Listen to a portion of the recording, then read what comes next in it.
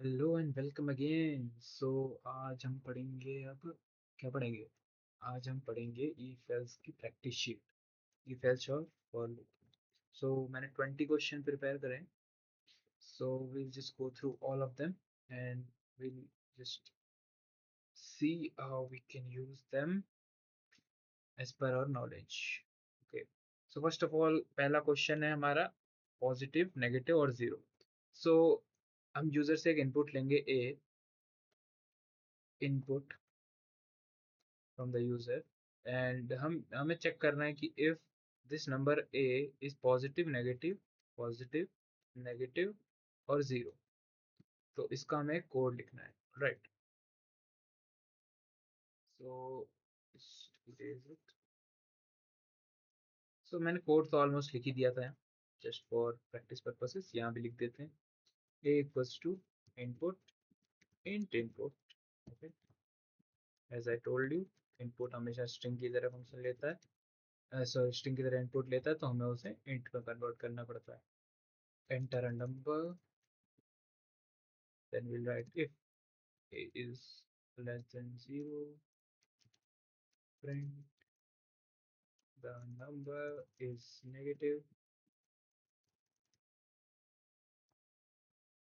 elif a greater than 0, print the number is positive,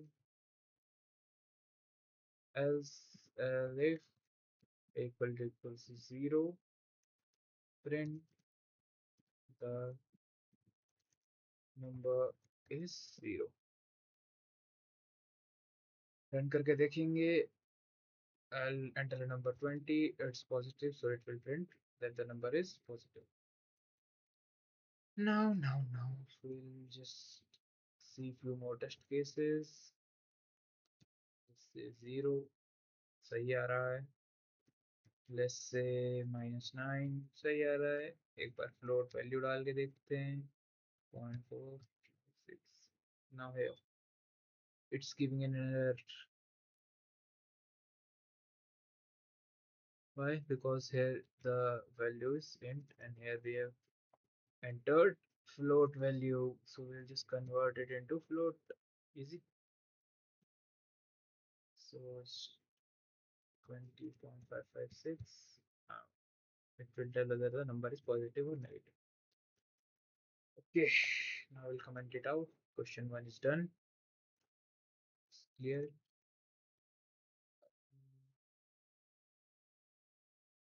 Yeah, now we'll go with whether the number is even or odd. As I already told you the concept, we'll say a modulus 2 if the remainder of this sentence is 0. It means a number which is divisible by 2 will be even. This is a concept for even number, right? And all the numbers that are left will be odd numbers. That's the basic concept, right? So we'll just see it from here itself. This we are done with. Done. We'll go ahead with the VS Code and we'll just uncheck this so that we don't have to take another input. We'll just write if a modulus 2 equal to 0, print the number is even, else print the number is odd. So this is even or odd number. Okay, let's say 5 is odd, it will print odd. Let's say 6 is even, it will print even. Now we will have to print largest of two numbers, right? These questions are quite easy. These are just for your logical understanding, to bring the concept in your mind into the code. So largest of two numbers. So how do we do largest of two numbers, right? So we have number A and a number B. So we can just do, if A is greater than B, print A is larger. If B is greater than A, then print B is larger. Simple as that. I don't think we need to code this. This is also done. The largest of three numbers. Now, how will you print the largest of three numbers? We'll have to give it a thought. Like there is obviously a brute force method to check all three of them by three factorial conditions. That is six conditions. There will be six conditions. Sorry, nine conditions. Nine conditions. The first condition will be A is greater than B is greater than C. So A is the greatest. Yeah, there will be six conditions. Three factorial. So A is greater than B is greater than C. That means A is the greatest.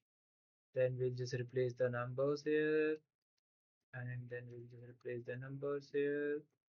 So this will give out the logic. So this is the logic, and you'll have to use OR operator here. Now I'll just show you how to do this.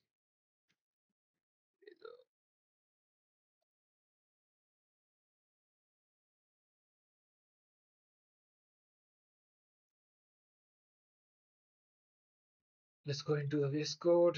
Now we'll see. We'll have to take input for two numbers. Second number.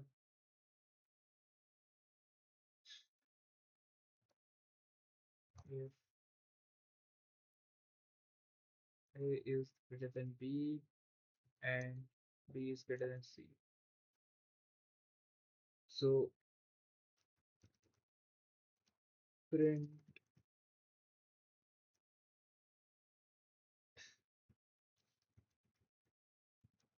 A is the greatest.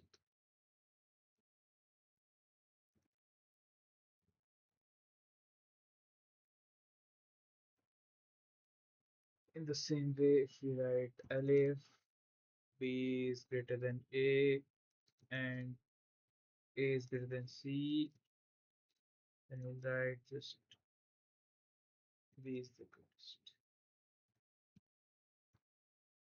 Else then C is the greatest. Sorry, my bad. I haven't taken a third number C, so it will just give out an error anyways. So we'll just take a third number C,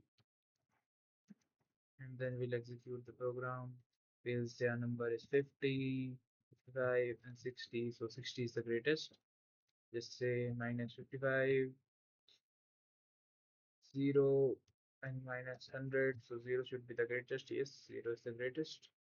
So this is how the three greatest number trick works. Easy.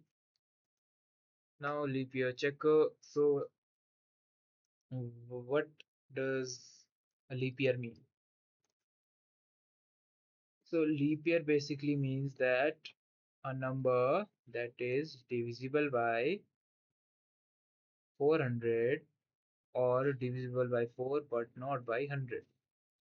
So the condition here,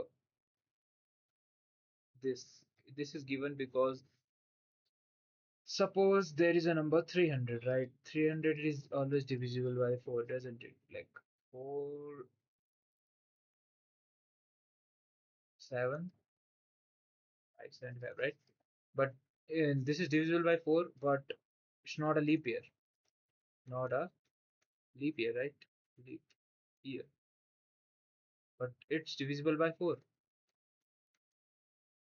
But you know we have just studied since our childhood that any year that is divisible by 4 is a leap year, but that's not quite true. As you can see here, I have shown you the case why is it not true. So in this case, what do we put out an extra condition, that is, if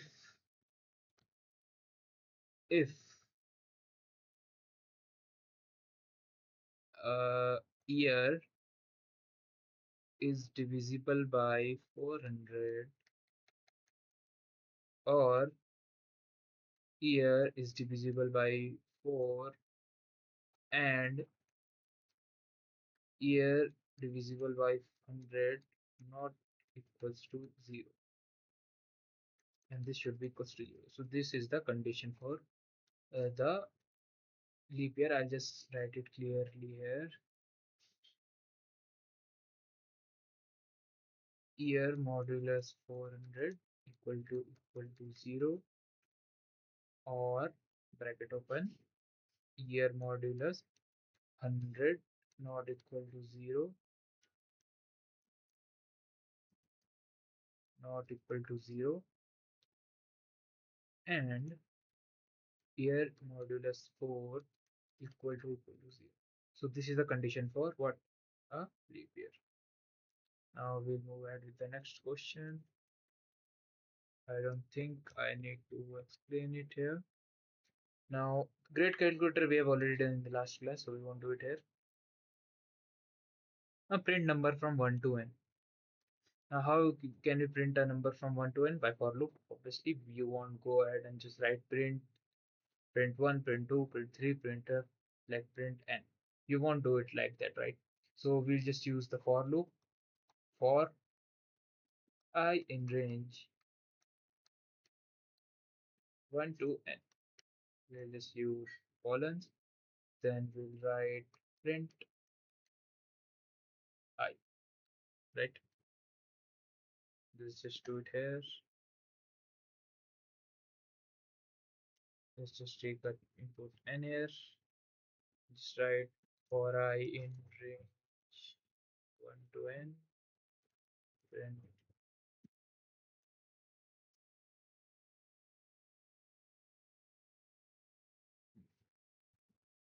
print I.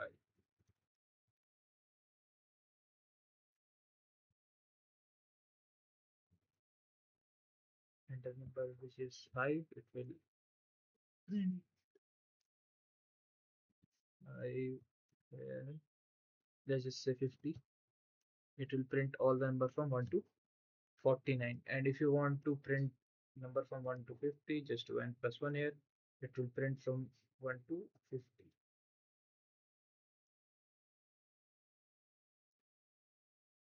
Hold on a second. We say 50, it will print from 1 to 50, right? This is how it works. Now we'll go ahead with the next question. Let's just erase this. Let's just erase all of this now.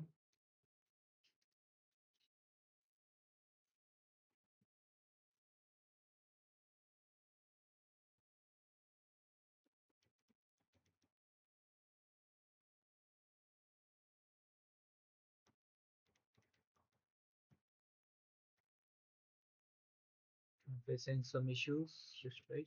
Yeah. Sum of first and natural numbers. Now this is a good question. As a beginner point of view, this is a good question. Now first and natural numbers. Now you know how to print first and natural numbers, right? For I in range 1 to n. Now, how do you usually do sum of a number? 1 plus 2 plus 3 plus 4 plus 5 plus 6 plus 7 plus 8, right? But in looping, you can't just add them right like that. You need a separate container to add it. So we just say sum. First, we need to initialize that sum is equal to 0, that it contains nothing. Now we'll say sum equals to sum plus I. Now in every iteration, what happens is first iteration, just let's say we need to do 5 iterations, n is equal to 5, and sum equals to 0 plus 1. Then sum becomes 1. Now in the next iteration, sum equals to 1 plus 2. Sum becomes 3. Now in the next iteration, sum equals to 3 plus 3. Now the sum becomes 6. Now in the next iteration, sum equals to 6 plus 4. Now the sum becomes 10. So the answer is 10 here. If we code the same here, now you might ask, why are we initializing sum equals to 0? We could have just written sum here, but sorry, if we just write sum here, I'll tell you what happens. Sum equals to sum plus I. We'll just write this and save 1.5. Obviously we didn't print sum, so it won't show anything. 5, answer is 10. So why did I just write sum equals to 0 here? So the thing is, when you don't write sum equals to 0 here and you are adding sum with I, it means you are adding something which does not have a value, like you are adding an empty container to something, right? So it will just give out an error. So I'll show you how. Right. So suppose this is value here sum. Sum right now contains nothing, right? It's just an empty container, right?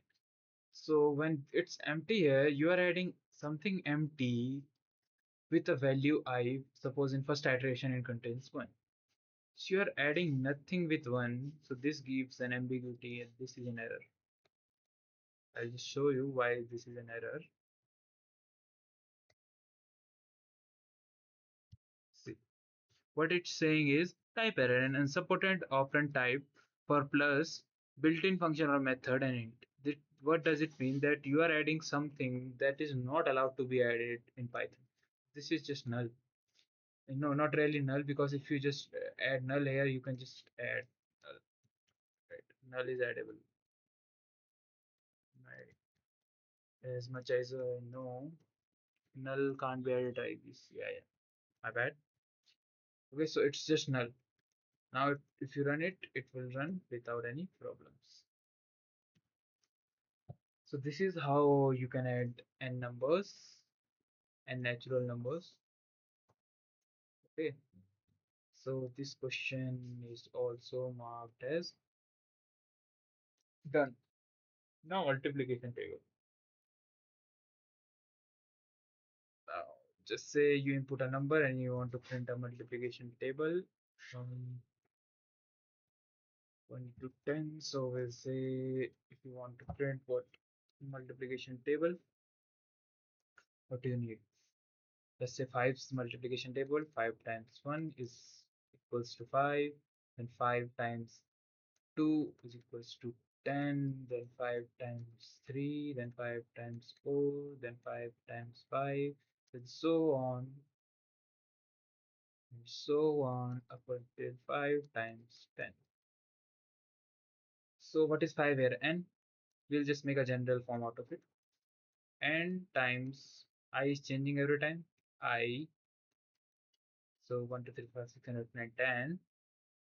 N times I equals to N times I.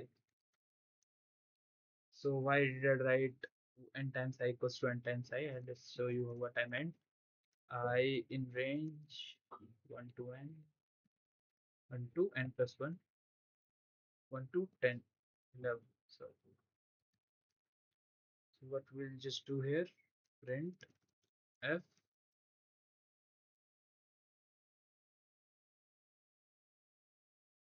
n times I equals to n times I. This is what I meant by n times I equals to n times I.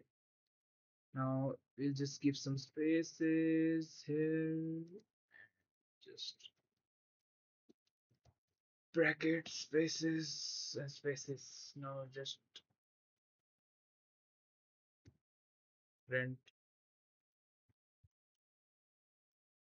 Let's say I want 6 table and it will give out 6 table. Is it clear? it isn't clear, just rewind the video and you can just pause and think yourself why is it that answer is coming, and just say I want value of 555 table, that here is 555 table.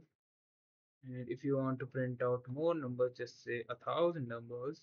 You can do that too, and let's say 600, 456, and these are the numbers. You can just print out like this. You can not print out infinite numbers because there is a storage limit. Okay, so this is how you do. Now I'll have to erase this all again.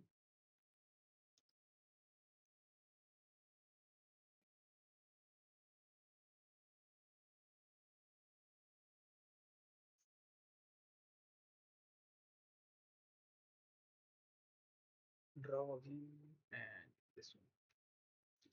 Now this is also done, this is also done, this is also done. Really good question. Suppose there is a number and there is a number 1 4 5 1 4 2 6 7 9. Okay, so there are how many digits are there? 1 2 3 4 5 6 7 digits. So answer should be 7. So this is what the question is saying. So if you remember in the last lecture, what we did is use modulus and floor division operator to find the sum of two digit number 24 that came out to be 6. We'll be using the same concept but with a loop here.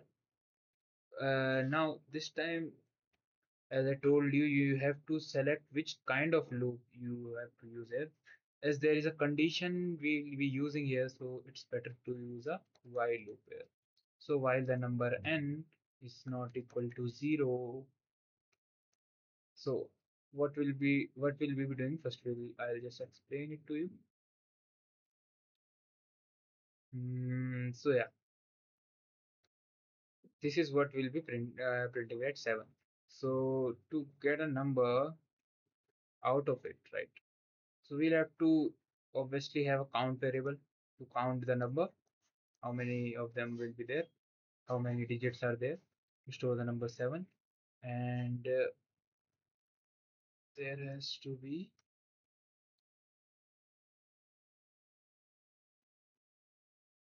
so first we need to trim out this. So in first iteration, let's say there is the number n, suppose this is the number n and modulus 10, trim, and then n floor division 10. So what will it do? No, we don't even need n modulus 10 here, right? Because we don't want the last variable, we just want to check the numbers. So we'll just do n floor division 10 in every iteration until it becomes 0, and we'll just say count equals plus equals to 1. Like in every iteration it will increase by 1. So what will happen in first iteration, it will become 5 1 4 2 6 7 9. 9 will be gone. In second iteration 7 will be gone. Then third iteration this will be gone. 4 5 6 7, and at last there will be only left 5, right? So we'll do 5 floor modulus 10, which comes out to be 0. So since the condition is 0, the loop will now break and execute, won't execute, and the answer will become out came out to be 7. So this is what I want to try to write here. While n is not equal to 0. Okay, so while n is not equal to 0, we will do n floor division 10, n equals to n floor division 10, and we'll just do count plus equals to 1, print count. Let's just write the program now. For I in range, sorry, we have to use while loop, right? While not equals to 0, n equals to n floor division by 10, n, and count plus equals to 1. What is count here? Count equals to 0. Count print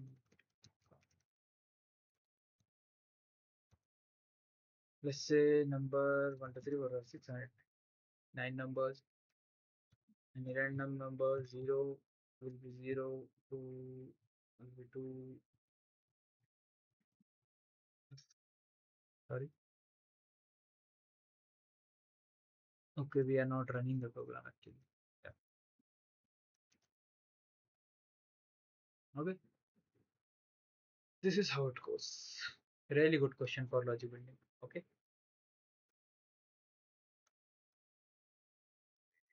let me see if it's recording. It's recording, all right. So just erase all of this now. Erase this now.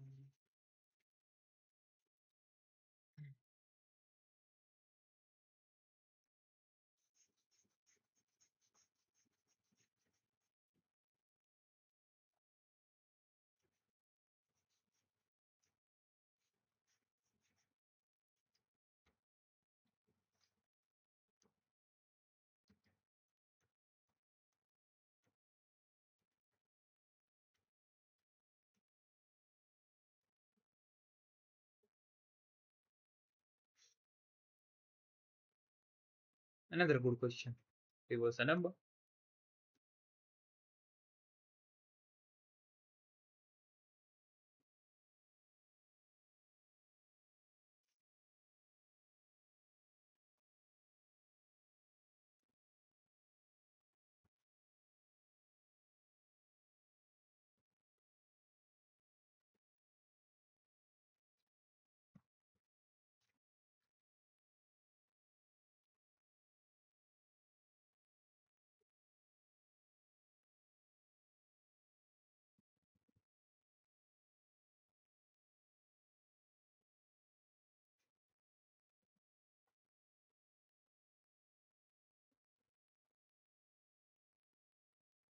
Now reverse a number. Let's say we want to reverse 1, 2, 3, 4. Reverse a number 1, 2, 3, 4. What we are out to do is we have to print 4, 3, 2, 1. That means we want each number individually. So there are two methods to do this. First of all, we can just print the number, and we can just store and print the number, so that the stored number can be used further. We will discuss both the things. We'll just say for I in range. No, we won't use this. My bad. We'll use while n is not equal to 0, not equal to 0,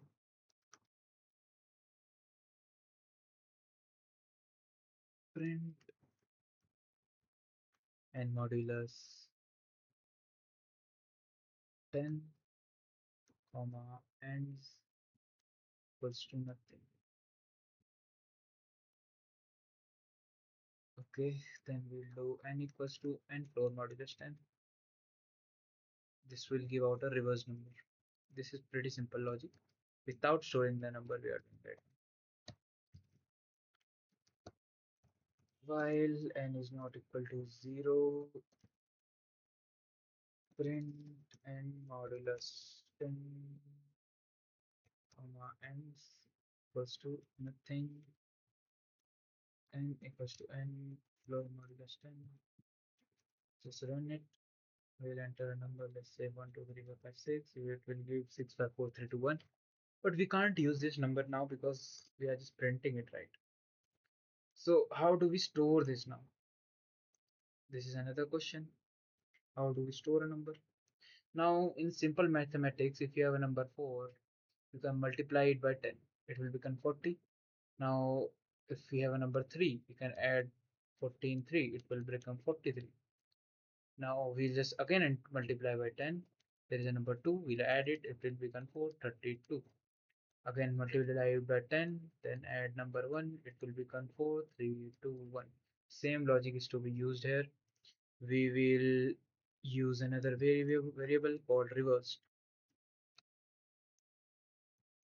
Reversed, let's say rev equals to, first of all we'll have to like rev equals to 0, Rev equals to rev into 10 plus I.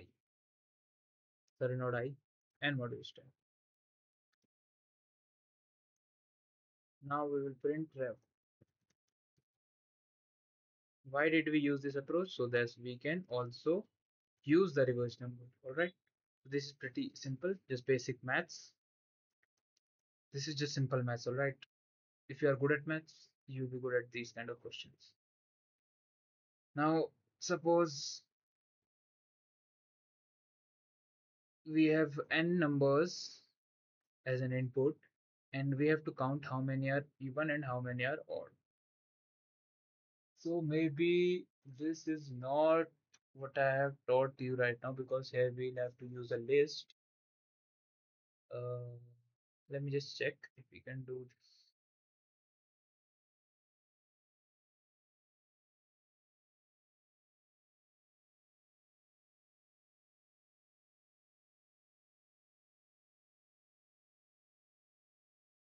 No, without list it's not possible. So we'll just move ahead with the next question. I'll teach you list in the coming lectures.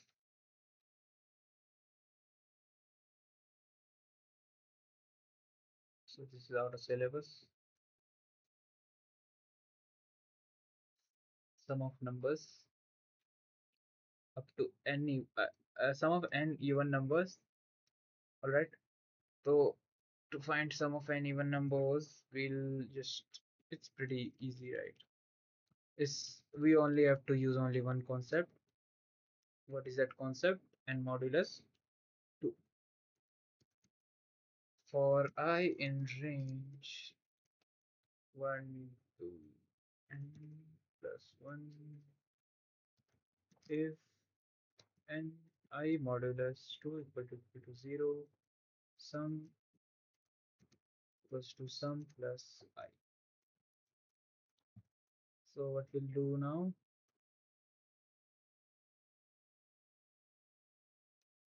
sum equals to 0 also has to be added, right? Print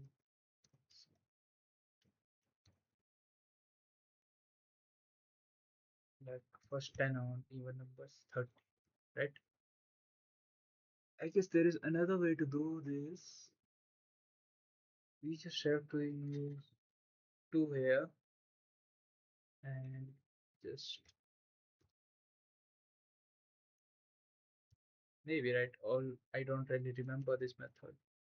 Yeah, so here we'll have to use 0.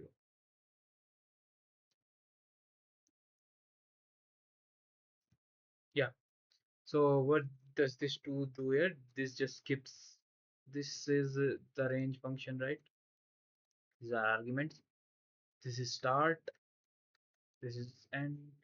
There is another one called skip. This is not mandatory, but how many skips do you want? Like if you want 2 skips, it will skip 2. 1, 2, 3. It will print 3. If you write 2 here, right, this will count as 1. This is count as 1, 2, 3, 4, 5, right? You start from 1 to 5. 5 is not included. 1, this will be skipped. 3, this will be skipped. So answer will be 1, 3. So this is how the skip works in range. Delete this and we'll go to the next question now. All right. Factorial. What is a factorial? N factorial equals to n into n minus 1 into n minus 2, and so until it reaches 1, right?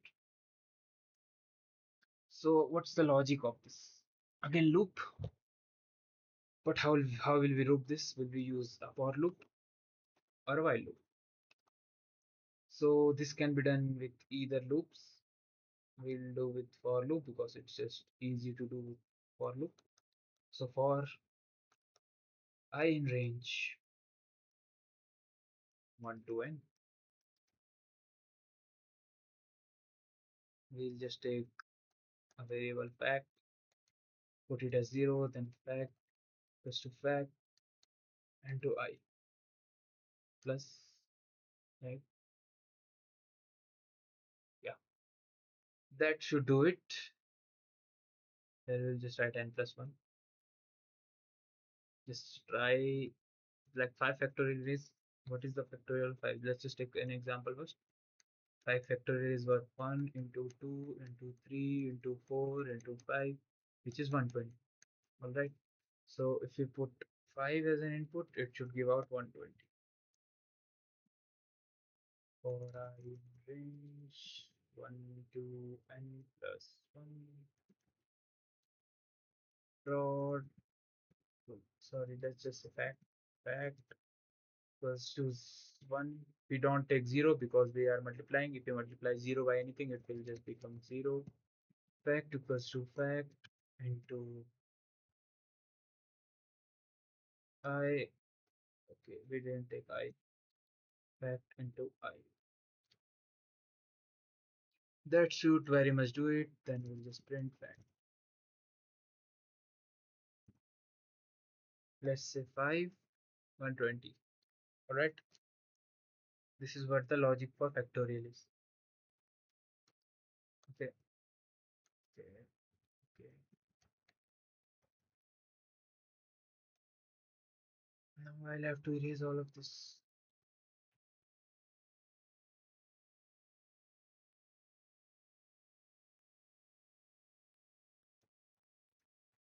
It's not letting me do it. Can't I erase it like this? We'll have to go into single page. Too much of work to do here.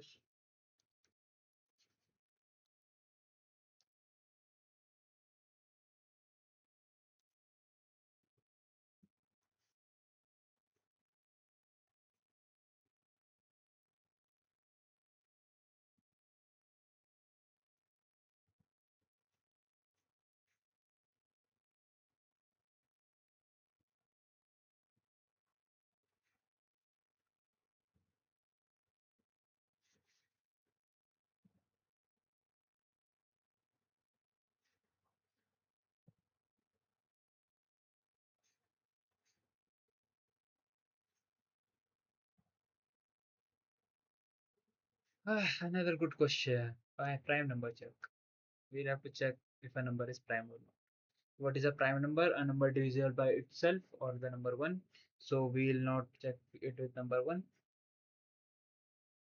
So before telling you this, whether if it is a prime number or not, I'll just tell you two statements. There are two statements. One is break and one is continue. One is pass. So all these three statements are usually used in for loops or while loops. So break statements, what does break statements do? As its name suggests, it breaks the loop. So if you are running a loop, if you put a break statement there, it will the entire loop will just end there and there itself. Okay. In continue, it will just skip an iteration. Like if it's working with 1 and you continue, it will just skip rest of the code and start with the loop again. Then pass just does nothing. As it says, it just passes. You will understand it once I do the example for prime number. So we'll do what? For loop in range 1 to n. Here we'll not use 1 because 1 always is divisible. So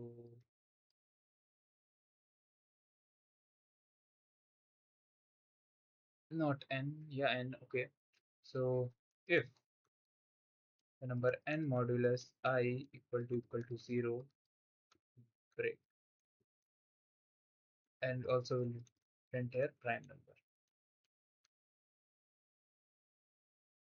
Okay, so this is to tell a prime number. If it's not a prime number and if it's iterating everything, we'll say just a variable k equals to 1. And after this for loop happens, we'll just say if k equal to 1, not a prime number.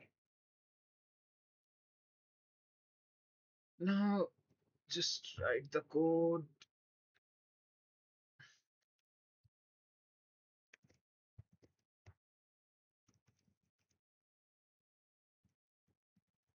For n range 1 to n, if n modulus equal to 0, or 2 to n, print prime number, and if it's not, also k equals to 0 and k equals to 1, he'll just write break if k equal to 1, print not a prime number. Number 7 is a not a prime number, so we have an error here. So 7 is supposed to be a prime number.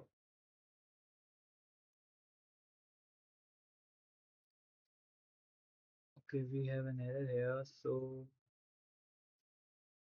what if we just remove this?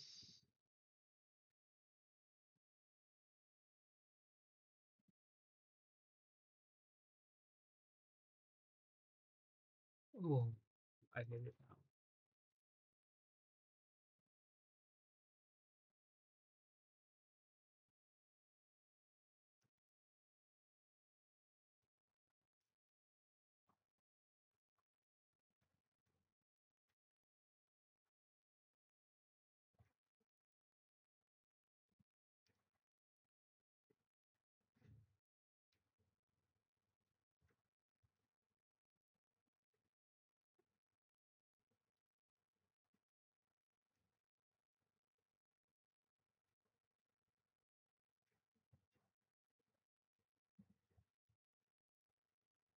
So there is some error in logic. We'll have to check what is the error. So number is 7. So 7.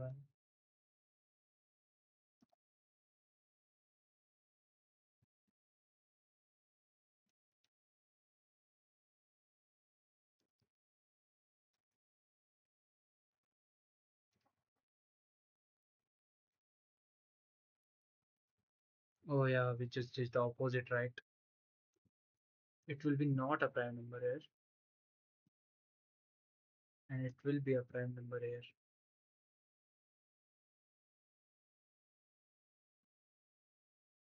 We just wrote the exact opposite for what we were supposed to do. Like 5 is a prime number, 7 is a prime number, 2 is also a prime number, 3 is also a prime number, 4 is not a prime number. Okay, so there was just a minor mistake. I just did opposite for what we were supposed to do. Now I'll just erase this.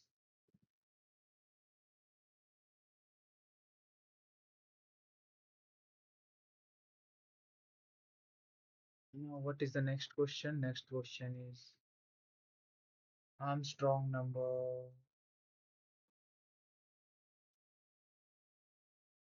Yes.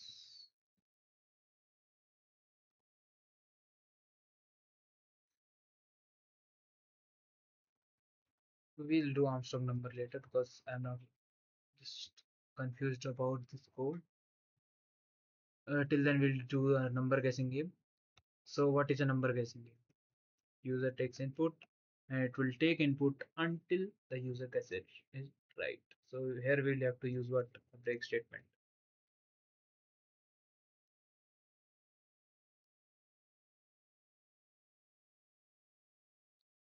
So, we will have to also comment it out because we need input statement here. We'll just take n equals to 0 for the meanwhile, and while n not equals to, let's just say, a random number, right? Input n equals to input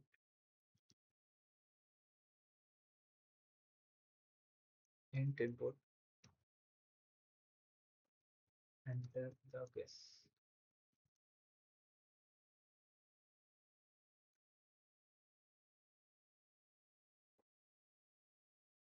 If n equal to what do I break, also print, yay, the number is found.